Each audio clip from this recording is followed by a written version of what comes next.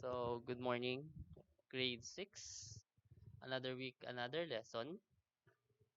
But before we proceed with our lesson, ay dun muna tayo sa ating targets to be accomplished for this week.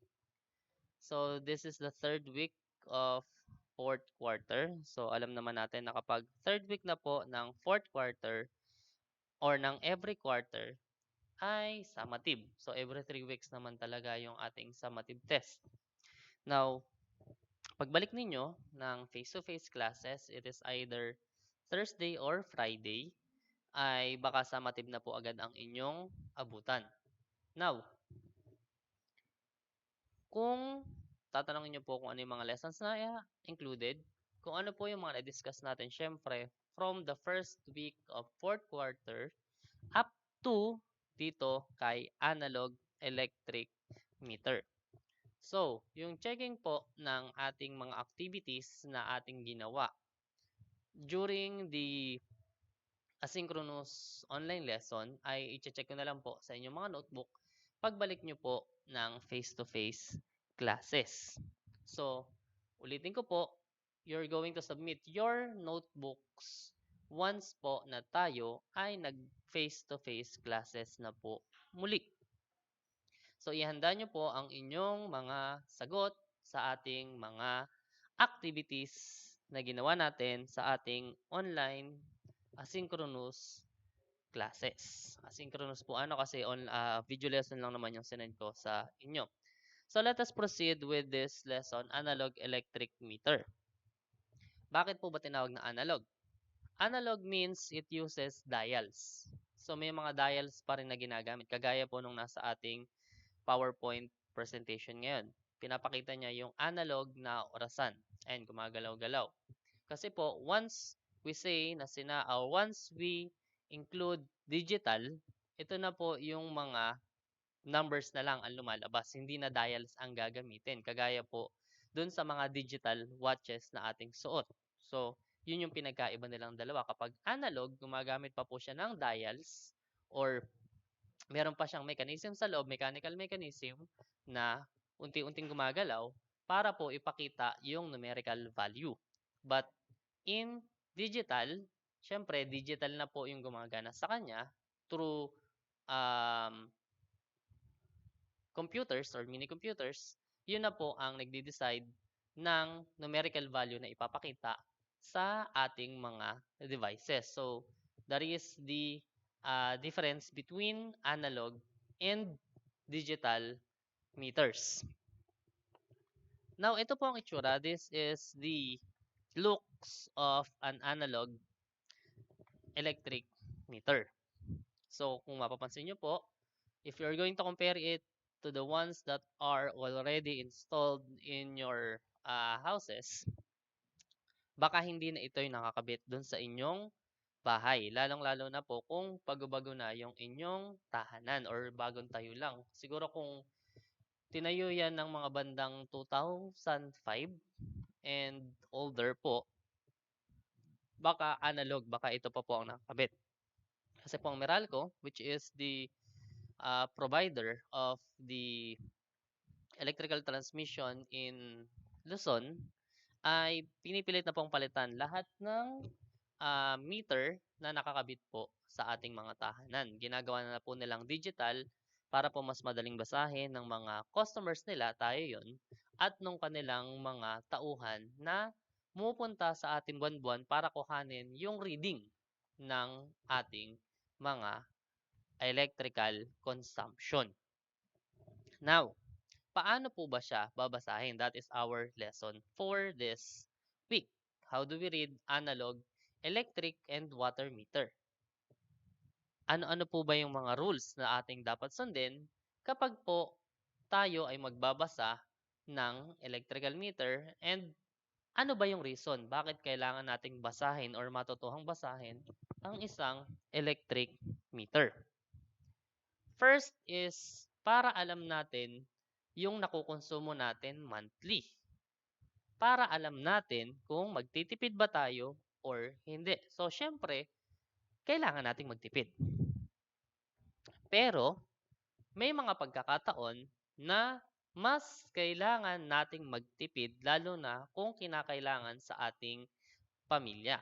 Kasi po, in the rules of Meralco and their kasunduan with the government, once po na tayo ay nag-consume ng 100 kph o ayan na kilowatt hours.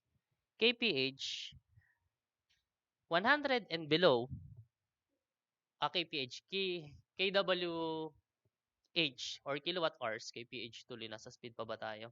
kWh, 100 and below ay may subsidy po na tayo matatanggap. What do you mean by subsidy?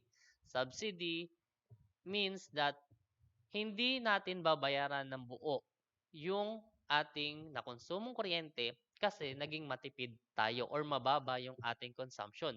So that is the price of the government for those who are consuming electricity below 100 kilowatt hours. Kasi alam nila na kapag mababa ang konsumo is nasa mababang quality ng pamumuhay yung tao. Siyempre, kapag mataas ang konsumo mo, ibig sabihin marami kang appliances sa bahay. Ibig sabihin may pambili ka ng appliances. Ibig sabihin may kaya ka or mayaman ka.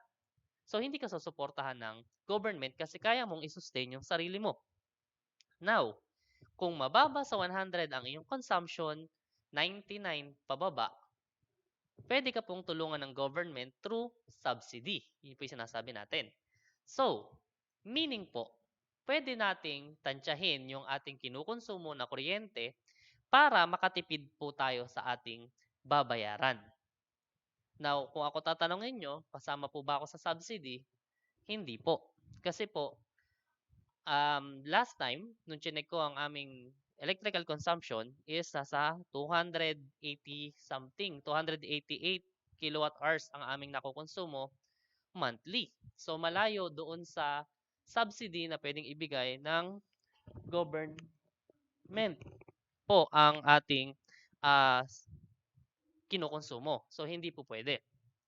Kaya po, the short answer is no. Hindi po ako kasama sa mga pwedeng bigyan ng ating subsidy.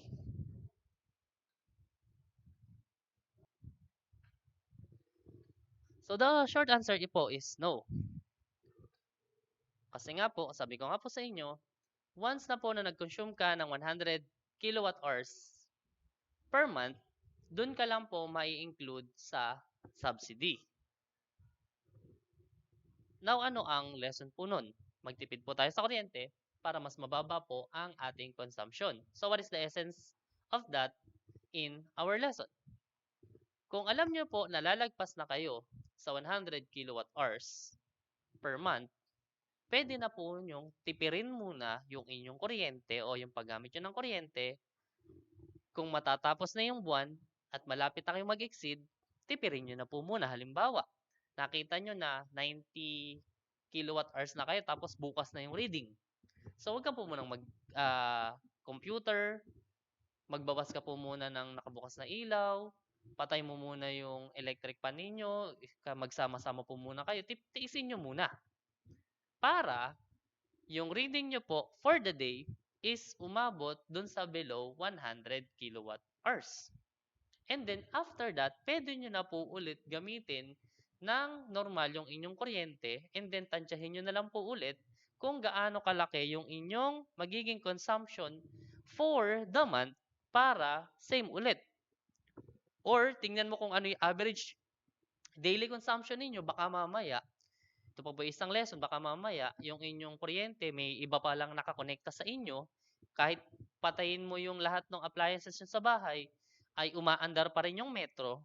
So, alam mo yung inyo pong magiging consumption at kung makikita mo or mahuhuli mo kung sino yung nakakonekta sa inyo, makakalkula mo kung magkano yung nakukonsumo niya versus dun sa nakonsumo nyo. Or kung ikaw naman po ay business owner or ang pamilya mo ay magiging business owner, apartel, or bed spacer, mga ganyan po. Yung mga tipong ipinaparenta yung kwarto sa ibang tao dahil mas malapit sa pinagtatrabahuhan. Pwede po kayong mag-calculate ng electric meter ninyo o maglagay ng submeter, pwede naman po yan, i-apply nyo lang, ipagpapaalam nyo lang sa Meralco, or minsan hindi na, depende po sa lugar na tinitirhan, ay marunong po kayong magbasa ng analog electric meter para every month, alam nyo kung magkano sisingilin nyo dun sa inyong mga borders. So, yun po yung mga ways or mga bagay na pwede nating paggamitan nung ating lesson na knowledge on reading analog electric meter. So, muli po, ito yung magiging itsura niya. Sometimes, meron po siyang 5 dial. Nasaan ba? Oh, ito po yun. 1, 2, 3, 4. Yung panglima is hindi po natin ginagamit sa pagbabasa pero in real life, ito po ay continuous. Ito yung umiikot palagi na dial na kulay itim din na nagsasaad na gumagamit ka ng kuryente. So kung ito po ay tuloy-tuloy umiikot, it means meron kang appliances or appliance na gumagamit ng kuryente sa inyong bahay. Kung ito naman po yung nakahinto, ibig sabihin nakapatay lahat ng appliances ninyo sa bahay. So ito yung indicator na nagko-consume ka ng electricity at this said moment. And then ito naman po ang ating mga regular dials na paggagamitan po natin or pagbabasahan po natin ng ating electrical consumption. So minsan nga po ito ay 5. So what does it represent? It only represents the place value of the consumption of electricity. So paano po yun? So kung 4 digits to, itong number 4, ito si 1's digit, ito si 10's digit, ito si 100, 100. S na to hundreds, hindi THS. Hindi po decimal, full number po. And this is the thousands place value. So, para ka lang nagbabasa ng ordinaryong number. Pero, may mga rules or mga bagay na dapat tayong tandaan if we are going to read every single dial. If you are going to write it, or if you're going to calculate the consumption, hindi basta-bastang tumapat ay yun na po yung number. So, tingnan natin. Let us have the rules that we must follow when we are reading analog electrical meters. Pakisulat po syempre sa ating mga notebook. The first rule is write the numbers from left to right. So, yan nga po. Dahil siya po ay nakasulat ng sunod-sunod from ones, tens, hundred, and thousands, pag sinulat po natin, dito tayo magsisimula na magbasa at ito rin yung ating unang isusulat. So, itong part na to ang unang ilalagay. Ito ang pangalawa. This is the third one and this is the fourth one. So, ganun po yung pagbabasa niya. Next one po, next rule. So, muli, paki-pause yung video and then paki-copy yung first rule. Second rule, the dials are arranged alternately. So, kung napansin nyo po, hindi po sila pare-parehas ng pagkakaayos. Ito po ay umiikot ng pa-clockwise. Ito po ay umiikot ng pa-clockwise din. Ito po ay counterclockwise at ito po ay clockwise. So, dito sa visualization na to, dahil ito ay 4 dial analog electric meter, dalawa po ang two of the dials are spinning clockwise and then the third one is counter and then the other one is clockwise po ulit. Pero kapag 5 dial analog electric meter is alternate po ito. Ito ay clockwise, ito ay counter, ito ay clockwise, ito ay counter. So dapat po isa yun sa dapat nating tingnan. Para po dun sa kanilang tamang pagkakasunod-sunod. So muli, pakikopya po, copy rule number 2 at ilagay sa isipan. Rule number 3, round down when the dial is in between two numbers. So kung yung dalawa o yung isang dial or yung isang analog clock at yung kanyang dial ay nasa pagitan ng dalawang numbers. Tingnan natin. Nasaan ba? Wala pala, puro sakto pala to. Kapag daw ang isang dial, halimbawa po, itong dial na to ay dito tumapat. Si dial number 1 ay dito tumapat sa pagitan ni 1 at ni 2, automatically, ang basa ay 1. So, dun tayo sa mas mababa. Muli po, ulitin ko. If the dials are in between two numbers, dun tayo sa mas mababa. Round down po, hindi round up. Malinaw po? So, rule number 3 yun. So, pakikopya po sa rule number 3. And then, rule number 4. If the dial is exactly at a number, look at the dial at its right. So, medyo mahirap paliwanag po yun dun sa ating visualization, pero pakikopya nyo po yan. Babaliwanag ko siya mamaya pag inactual natin. Kapag daw po nasa pagitan, kapag yung dial ay eksaktong tumama sa isang number, hindi natin pwedeng sabihin na yung number mismo na yon ang kanyang numerical value. Why? Kailangan pa po nating tingnan yung number na nasa kanan niya. So, testingin natin. Tingnan natin kung maipapakita ko sa inyo ng maayos through itong ating maduming ayan. So, halimbawa po, itong number na to, itong dial number 2, tumapat ng sakto kay 9. Sure na ba tayong ito ay 9 or ito ay 8? Ang titingnan po natin dyan is yung nasa kanan niya. Ulitin ko, kanan. Kanan po ang titingnan. Yan. So, ano ang titingnan natin dito sa kanyang kanan? Titingnan po natin if the dial on the right has passed the dial or the number 10. Sir, wala namang 10 dyan. Meron po. Kapag binilang natin ng simula, ito ay 0. Tama? So, 0, 1, 2, 3, 4, 5, 6, 7, 8, 9, 10. Ito din po ay 10. So, ito ay lumalabas na 10.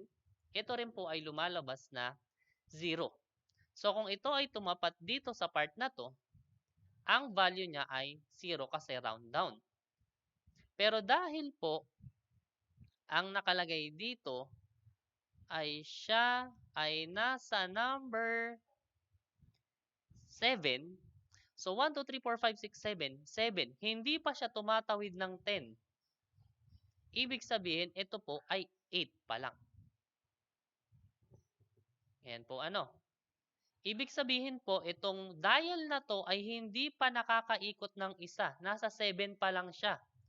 So, kailangan pa niyang umikot ng 8, ng 9, ng 10. Kung dito po siya tumapat, lagpas po ng 0, if the dial on the right has passed the dial 10 or the number 10, not the dial, the number 10 on the clock, this number or this clock will be counted as 9. Kung itong nasa kanan na clock ay lumagpas na ng 10. Kung nasa pagitan na siya ng 0 at 1.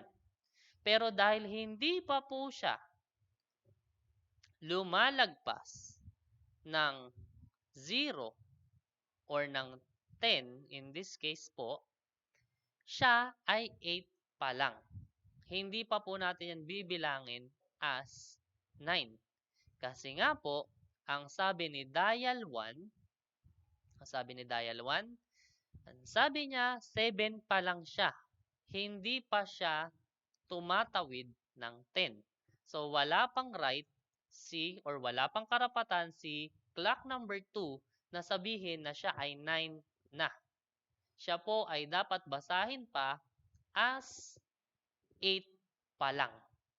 Kailangan pa nating antayin na itong dial na to ay tumapat dito sa pagitan lagi ng 0 at 1 para masabi natin na yung tumutok na dial na to ay 9 talaga.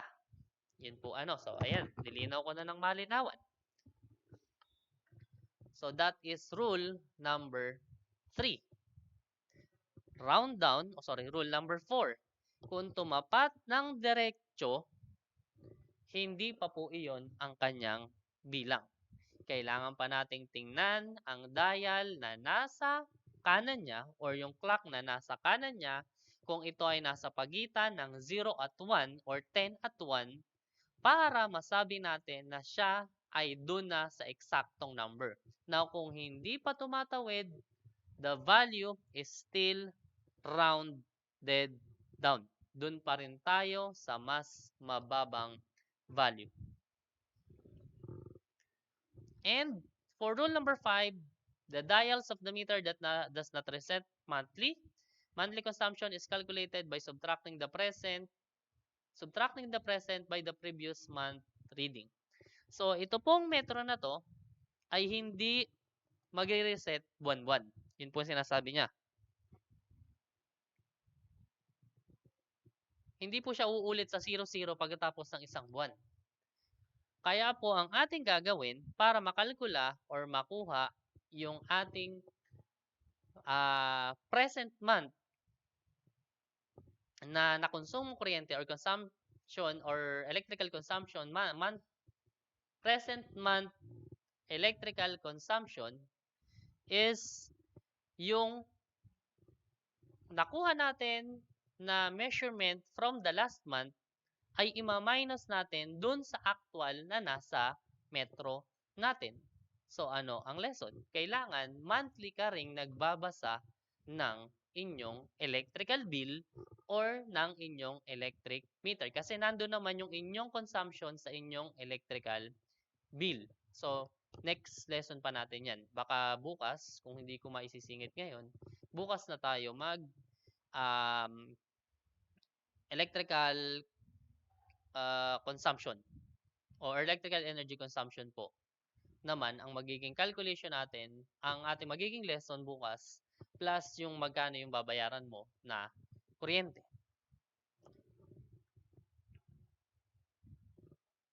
So, rule number 5, muli po, pakikopya po muna. And then, baka bukas pa natin to may apply na lesson. So, muli po, hindi uulit yun ha. Tuloy-tuloy po yung metro na yon. So, ang kailangan, may record ka. Kung gusto mong makuha yung daily, mag-record ka ngayon, and then bukas, same time, i-record mo ulit. Tapos, pag minusin mo, makukuha mo yung inyong daily electrical consumption. Kung gusto mo naman monthly, o de pag nakita mo yung tauhan ng Meralco na nag-reading, tanong mo kung magkano or kung ilan yung nakonsumo ninyo, o kaya antayin mo dumating electrical bill, and then, check mo weekly or bago matapos yung buwan kung magkano na yung inyong nakonsumong kuryente para, sabi ko nga po sa inyo, kung tina-target yung makatipid sa kuryente, kung below 100 kilowatt hours kayo, edi makakalkula mo kung lalagpas kayo or hindi. So, practicein po natin yung ating pinag-aralan. Tingnan po natin muna. So, meron tayo ditong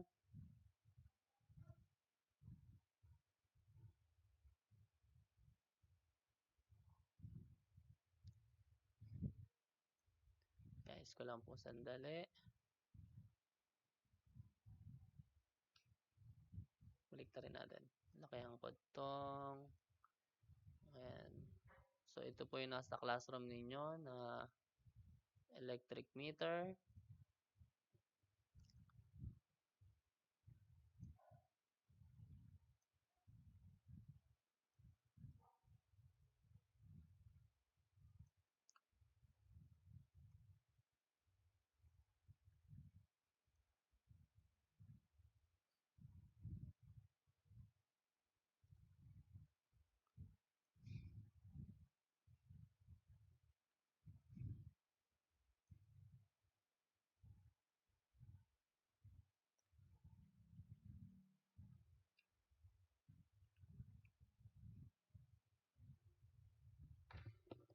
Ayan.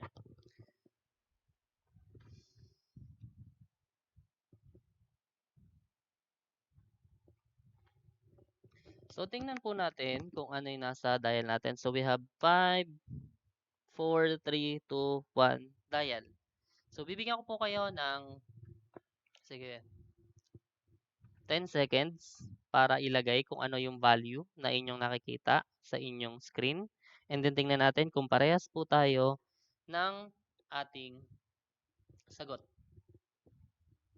10, 9, 8, 7, 6, 5, 4, 3, 2, 1. Sige po. Sisimula tayo, ulitin ko, magsisimula po tayo dito, then dito, dito, dito, dito. So, 1, 2, 3, 4, 5. So, ano yung first rule natin?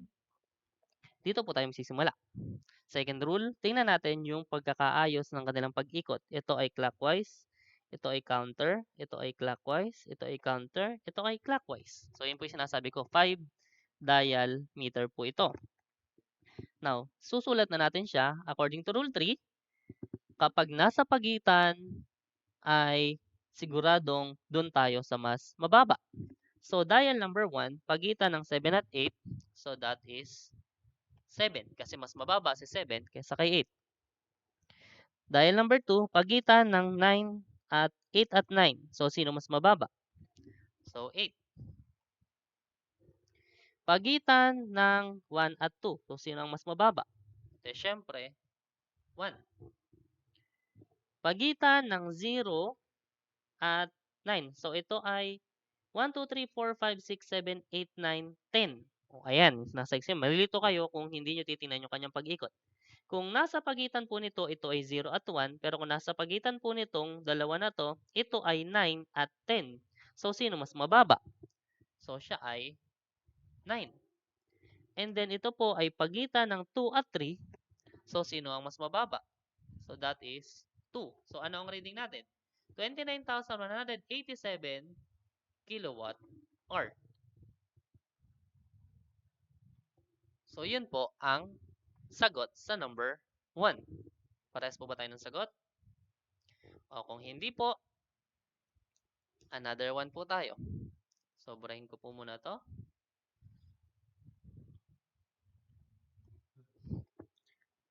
Galawin natin ng konti yung mga dials.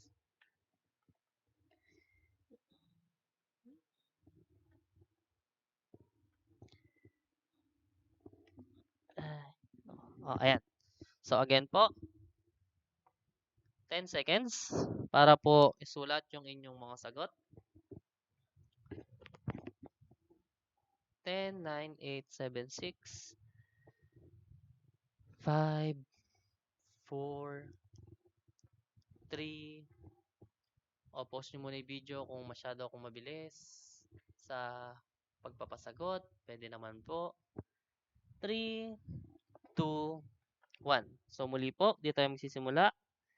And then, ito po ay pa-clockwise. So, pagitan ng 5 at 6, sino mas mababa? E then, syempre, 5.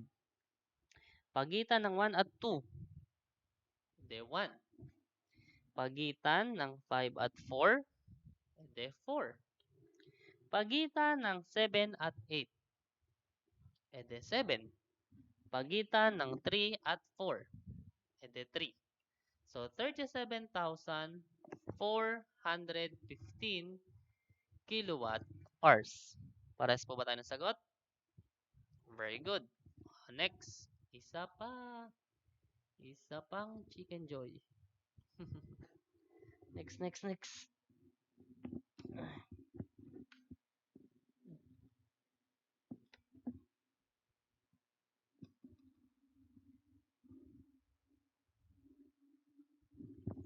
Ayan. So, muli po, 10 seconds. Paki-pause nyo muna yung video kung kayo ay nabibilisan dun sa aking timer. So, 10, 9, 8, 7, 6, 5, 4, 3, 2, 1. So, dito pa rin tayo magsisimula. Pagitan ng 0 at 1. Ayan, 0 at 1 po iyan. Why? Kasi po, pag ganito nga po ang kanyang ikot. Kung nandito siya, ito po ay 9 at 10. Pero dahil nandito po siya, ito ay pagitan ng 0 at ng 1. So, sino mas mababa? Siyempre, 0. Dito naman po, pagitan ng 4 at 5, edi 4. Dito naman, pagitan ng 5 at 6, edi 5. Dito po ay pagitan ulit ng 5 at 6, edi 5 ulit. And then dito po, pagitan ng 0 at 1. Muli, 0 at 1. Kung nandito po, 9 at 10. Ito po ay 0 at 1. So, ibig sabihin, that is 0. So, we have 5,540 kilowatt hours. Parehas po ba ng sagot?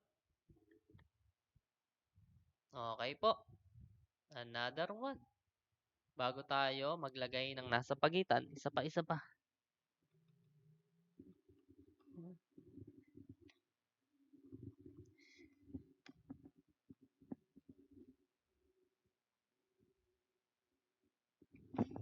Okay, 10 seconds. Pause nyo muna yung video.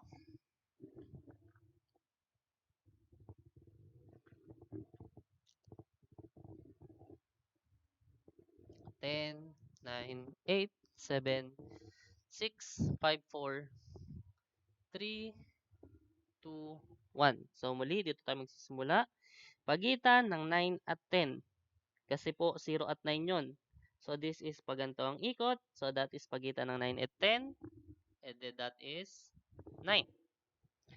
Pagitan ng 6 at 7. And then, 6. Pagitan ng 2 at 3. And then, 2. Pagitan ng 7 at 8. And then, 7. Pagitan ng 1 at 2. And then, 1. So, that is 17,269 kilowatt hours. So, kapag hindi tumapat sa gitna, madali pong basahin. Pero pag tumapat sa gitna, tingnan natin. Maglagay tayo ng example na tatapat sa gitna. Or sa saktong number pala, hindi pala sa gitna.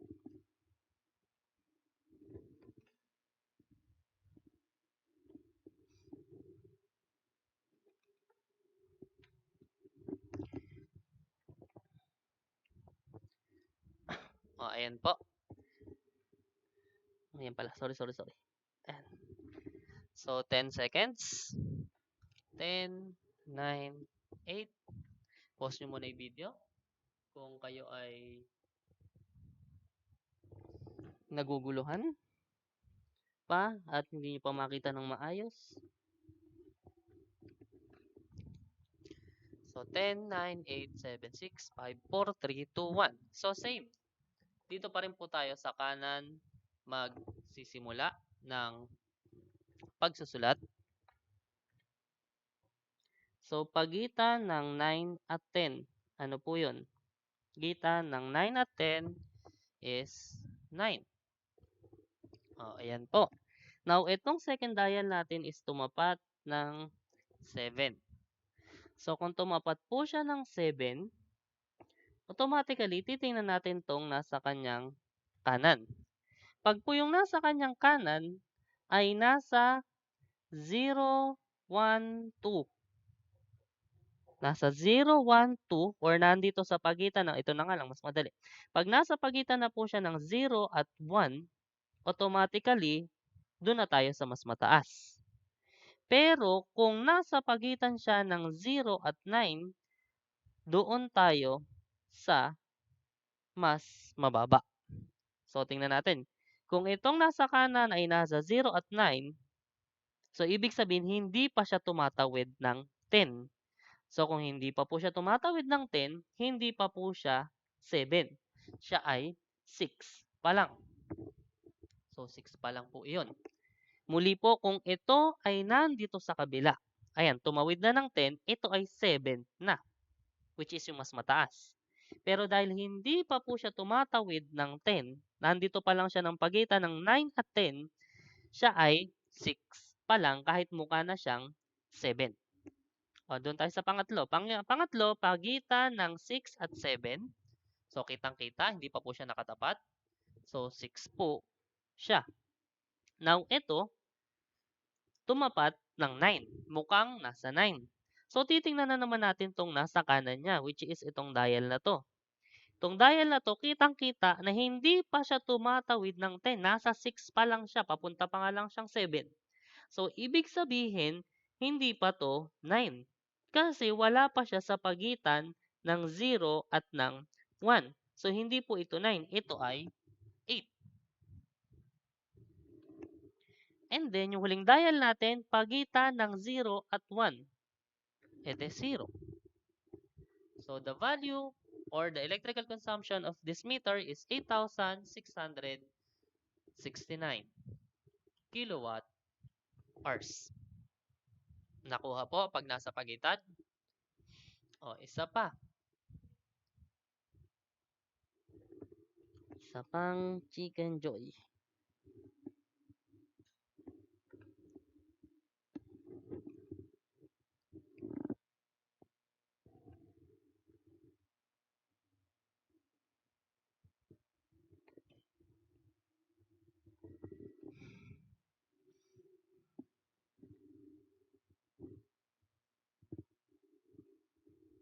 O, sige po, 10 seconds. 10 seconds po. Paki-pause muna yung video kung nahihirapang makita yung nasa screen. I-zoom nyo muna. 10, 9, 8, 7, 6, 5, 4, 3, 2, and 1. So, muli, start tayo dito. So, wala namang tumapat sa saktong number. So, pagitan ng 1 at 2. E di mas mababa, 1. Pagitan ng 0 at 9. So, ito ay 9, ito ay 10. Kasi 1, 2, 3, 4, 5, 6, 7, 8, 9, 10. Kung ito ay nasa pagitan ng 0 at 1, ito ay 0. So, ito ay nasa pagitan ng 9 at 10. So, that is 9. O, next. Ito po ay tumapat ng 9 at 10 ulit. So, muli po, pag gano'n naman yung ikot, wag po kayong malito. Kasi tingnan nyo mabuti kung saan yung ikot. So, 8, 9, 10. Pagitan ng 9 at 10, edi 9. Pagdating dito, ito na yung problema. Tumapat sa saktong 8. Question is, ito bang dial na nasa kanan ay tumawid na ng 10? Yes or no? Hindi pa. Kasi nga, ano nakalagay sa atin? 9. So, ito ay 9 pa lang. In short, ito ay 7 pa lang. Hindi pa siya 8 kasi dapat nandito siya sa pagitan ng 0 at 1. And then last dial, pagitan ng 9 at 10. So, mas mababa ay 9. So, we have 9,700 o 97,991 kilowatt hours. Tama po ba? Pares po ba tayo ng sagot? 19979. O, isa pa po. Another one.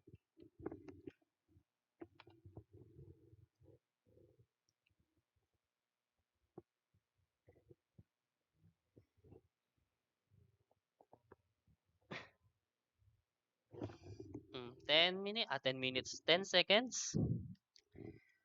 Starts now. After po nito, ay isasend ko na lang yung activity or yung pictures ng activity sa group chat. Last example na po ito. Last practice. So, post po ninyo. 10, 9, 8, 7, 6, 5, 4, 3, 2, and 1. So, check po natin. So, 0 at 1, muli po, pagitan ng 0 at 1. Ede, 0. Ito po, tumapat ng saktong 8. So, kung tumapat po siya ng eksaktong 8, titingnan natin itong nasa kanan. Tumawid na ba siya ng 10? So, 9, 10.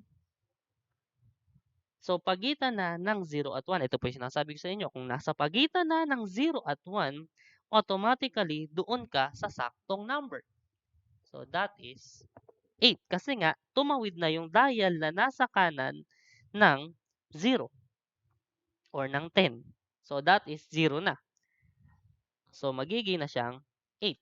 Sakto na yun. Third dial, pagitan ng 0 at 1, edi 0. And then, ito na naman, tumapat na naman siya ng 8.